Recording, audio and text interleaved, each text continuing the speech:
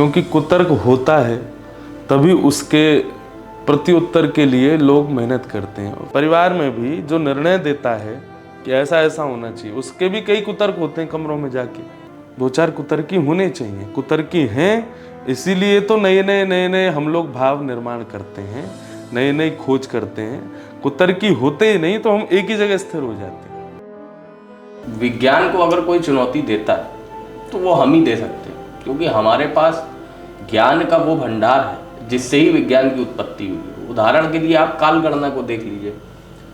विज्ञान को काफी समय लग गया काल गणना करने के लिए, लेकिन हमारे यहाँ एक पुरातन काल से काल गणना की एक विधि बनी हुई है। जैसे हमारे हिंदी मास में 2 पक्ष होते हैं, शुक्ल पक्ष और कृष्ण पक्ष।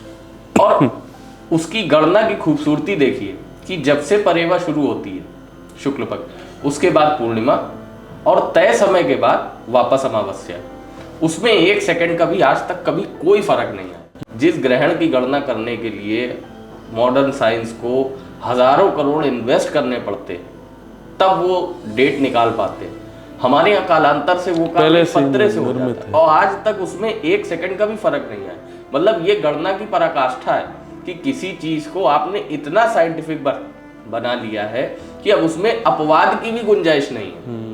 आप विज्ञान की बात करें, विज्ञान के हर सिद्धांत में एक अपवाद आपको मिलेगा, लेकिन जो सिद्धांत हमारे यहाँ वर्णित है वो अपवाद रहित है, वो शाश्वत है, वो वैसे ही चले आ रहे हैं, उन पर कोई प्रभाव नहीं पड़ता।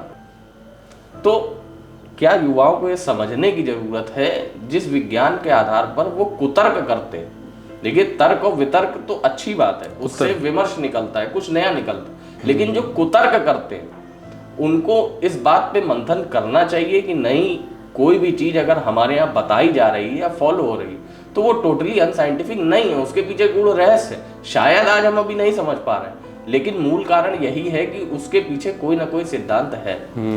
देखो, एक बात आपको बताएं, जैसे सब्जी बनती है ना जी, तो उसमें मिर्च भी ज़रूरी है, उसमें धनिया भी ज़रूरी है, उसमें मसाले भी ज़रूरी हैं, पर सबसे ज़रूरी नमक है। ठीक वैसे संसार में ना ये जितने भी भाव हैं, चाहे वो तर्क के हैं, चाहे वो वितर्क के हैं, चाहे वो कुतर्क के, सब जरूरी हैं।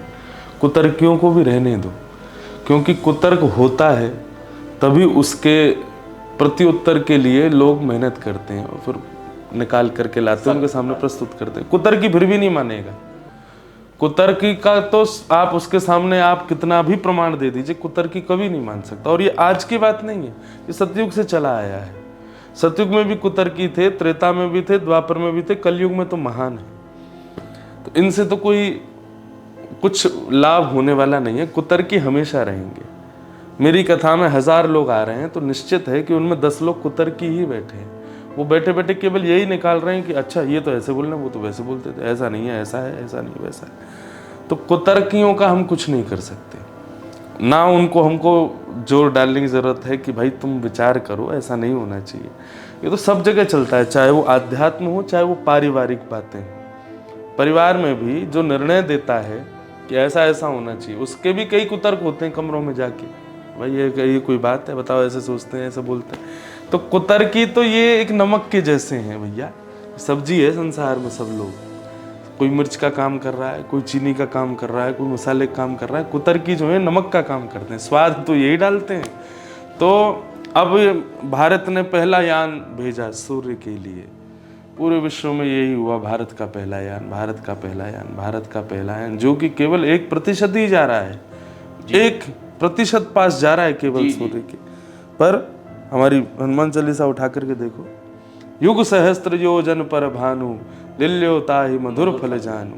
है मधुर फल जान करके सहस्त्र, वो जो हनुमान चालीसा में युग सहस्त्र योजन पर भानु, वहां पर तो स्पष्ट लिख दिया सूर्य कितनी दूर है।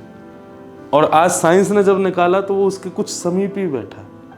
ये तो पहले गोस्वामी जी ने बता दिया कि सूर्य इतनी दूर है, जब कोई वही नहीं था पैरामीटर नापने का कि कैसे पता करें सूर्य कितनी दूर है। हमारे शास्त्रों में तब भी बता दिया, लेकिन लोग तो कुतर्क इसमें भी कर रहे हैं। तो कुतर्कियों के लिए भैया हमारी तो यही प्रार्थना, होने दो, 2-4 कुतर्की होने चाहिए। कुतर्की हैं इसीलिए तो नए नए हम लोग भाव निर्माण करते हैं, नई खोज करते हैं। कुतर्की होते ही नहीं तो हम एक ही जगह स्थिर हो जाते हैं। कुतर्की हैं, इसीलिए हमारा दिमाग घूमता है नए नए विचारों के लिए। हाँ, कि और किसी तरह से शायद संतुष्ट कर, इससे एक नया विमर्श निकलता है। बिल्कुल। तो इसीलिए गोस्वामी जी कहते हैं निंदक नियरे राखिए, निंदकों को सदैव सदैव पास रखो। क्यों बोले? निंदक और ये विपरीत प्रकार के लोग यदि पास रहेंगे ना, तुम्हारा बुद्धि जो है वो सदैव उनको संतुष्ट करने के लिए कुछ ना कुछ विचार करती रहेगी। आप खुद प्रैक्टिकल करके देख लें, जो आपसे संतुष्ट रहे ऐसे लोगों के साथ आप रहिए, आप 5 वर्ष में बर्बाद हो जाएंगे। क्यों? आपकी विचारधारा जो है वो वहीं सीमित रह जाएगी, उससे ऊपर नहीं जा पाएगी। लेकिन आप विपरीत विचारधाराओं के वालों के साथ रहो, जो विपरीत हैं, जो आपकी कभी नहीं सुनते, तो आप 24 घंटे चिंतन में ही रहोगे और चिंतन से ऐसे ऐसे भाव निकाल लोगे कि उसको सुन करके आज नहीं तो कल लोग कहेंगे कि हाँ ये बात सही है। तो ये बात है, कुतर्कियों को रहने दीजिए, उनका रहना बहुत आवश्यक है।